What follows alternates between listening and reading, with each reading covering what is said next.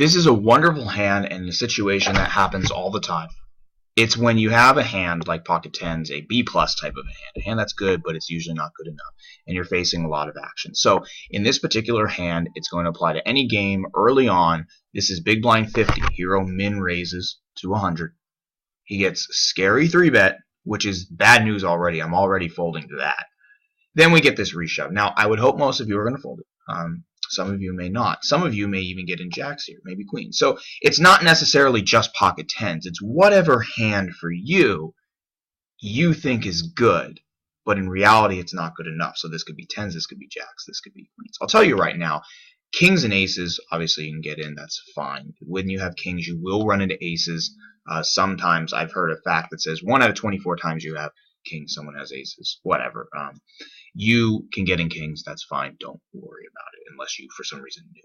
Anyway, with 10 jacks or queens, whatever hand gives you trouble in this situation, you should tend to fold those. Something even as strong as pocket queens when you're in the face of a 3-bet and then a 4-bet shove, especially if it was a scary 4-bet like it. He made it 1200, a 3x 4-bet kind of a thing.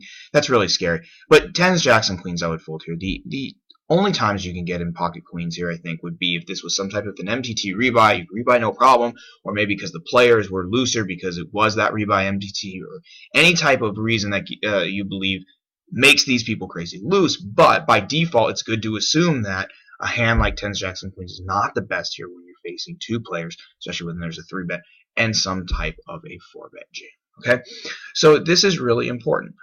So to directly answer the question, there's no way. You're right that you can get 10s in here, same with jacks, same with queens. Kings and aces, that's it. It's not the most difficult thing in the world, this situation, but it's definitely a way to improve your game. Realistically, the way that this will impact your results is when you play thousands or even tens of thousands of games, everybody, including me, will blow games on hands like these. And when you play a lot of games, those will add up. So maybe you've played 10,000 games. I bet you if you go back in time, I bet you there's at least 5 or 10 games. Okay, and that's a very small percentage of the time. 5 or 10 games where you've blown it in this type of a situation. Well, if you've done that 10 times, what's your buy-in? 10 times whatever, you'd automatically, if you turned those into a cash, you would get that money back and then some more. Maybe if you're playing a big field game, you end up losing the game. Anyway, but you really want to make sure you're not blowing games in situations like this, because every chance you have to not lose a game in a common situation is just another chance for you to make some money for yourself. Hope this helps everybody watching.